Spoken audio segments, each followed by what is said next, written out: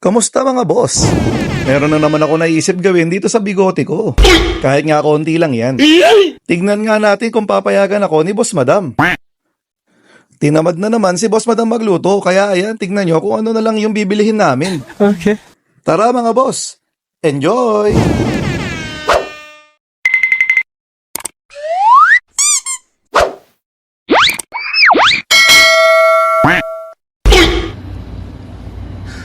Mahaba na yung bigote ko. Okay. Pero konti lang siya. Hindi ko siya ahihitin. Gagawin ko siyang kagaya ng kay ano. No! Kay kay Marcelo H. Del Pilar, yung pag ano, no? Yung pag ano. Oh no! Okay kaya yun? No! No.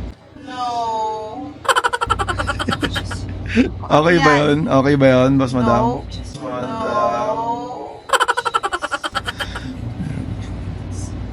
Para siyang steel wall.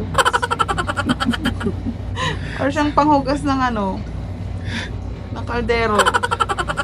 Bibili lang kami ng ano, burger daw gusto niya.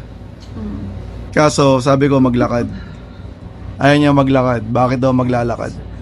May kotse naman daw. Car. Nagkaroon ka lang ng car, ayaw na maglakad.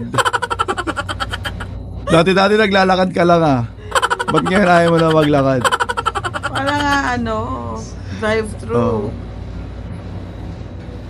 Drive-thru. Sayang naman yung paa mo kung hindi mo gagamitin. Sayang din yung car, huwag na natin bayaran. Sayang din yung gas.